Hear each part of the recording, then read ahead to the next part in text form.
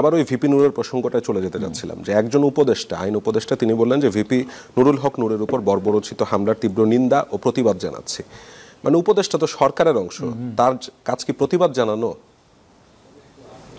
না, উনি তার কাছ থেকে অ্যাকশন নেওয়া না? না, অ্যাকশন তো আর আইন উপদেষ্টা নেবে না, অ্যাকশন তো নেবে স্বরাষ্ট্র মন্ত্রণালয়। অনেকে স্বরাষ্ট্র উপদেষ্টার পদত্যাগ চাচ্ছেন। ওই যে একটা কথা ভাইরাল হয়েছে, ভাইরাল হওয়া কিনা শুনছি আর কি, আর কথাটা কত জান আমার নুরুল হক নূরের ইস্যুটাতে অনেকে স্বরাষ্ট্র উপদেষ্টার পদত্যাগ বলতে পারবে না। এখন কথা হলো যে এটা তো আছে, নুরুল হক নূরের উপরে যে আক্রমণ হয়েছে এটা পৈশাচিক আক্রমণ, পৈশাচিক আক্রমণ। এরকম আমাদের উপরে অনেকবার হয়েছে, আমাদেরকে মারাও গেছে। সেটা ফ্যাসিস্ট সরকার ছিল। এখন এই সরকারের কাছ থেকে এটা কেউ বোঝাচ্ছে, এটা করেনি। আমরা তার 2-3 দিন আগেই দেখলাম যে মঞ্চ 71 নামের একটা সংগঠনের আলোচনা অনুষ্ঠানে গিয়ে একটা মব তৈরির চেষ্টা হয়েছিল এবং সেখানে আওয়ামী লীগের সাবেক মন্ত্রী যিনি পরবর্তীতে বহিষ্কৃত হয়েছেন আওয়ামী লীগ থেকে, আব্দুল লতিফ সিদ্দিকী সহ 16 জনকে সন্ত্রাস বিরোধী আইনের মামলায় কারাগারে পাঠানো হয়েছে।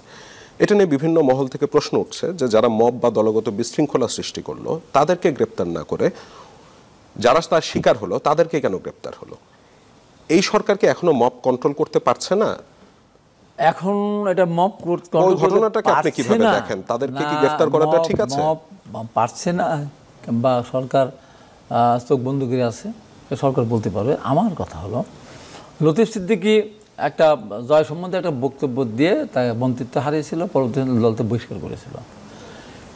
কিন্তু বেশ কিছুদিন হলো উনি মুক্তিযুদ্ধের পক্ষে কথা বলেন, যে মুক্তিযুদ্ধ অস্বীকার করার উপায় নেই, দুই ভাই তার মুক্তিযোদ্ধা। মুক্তিযুদ্ধের পক্ষে কথা বলে কি এখন ইদানিং খুব কঠিন হয়ে যাচ্ছে? হ্যাঁ, কঠিন তো, খুব কঠিন, শুধু কঠিন না, মহা কঠিন। এবং আস্ফালন, স্বাধীনতা বিরোধীদের যে আস্ফালন, এটা আপনি চিন্তা করা যায়? দেখেন ঢাকা বিশ্ববিদ্যালয়ে এই যে নির্বাচন হচ্ছে ডাকসু, শিবিরের পক্ষ থেকে যেজন ভিপি যে দাঁড়িয়েছে তারা কিন্তু দীর্ঘদিন ধরে ক্যাম্পাসে থেকেছে, হলে থেকেছে, ছাত্রলীগের নেতা তারা স্লোগান দিয়েছে সকাল বিকাল শিবির ধরো, ধরে ধরে জবাই করো। ওই মিছিলের স্লোগানের সাথে তারাও ছিল। 5 তারিখের আগে তাদের কোনো ফুটেজ নাই, কোনো ভিডিও ফুটেজ নেই সরকার বিরোধী আন্দোলনে।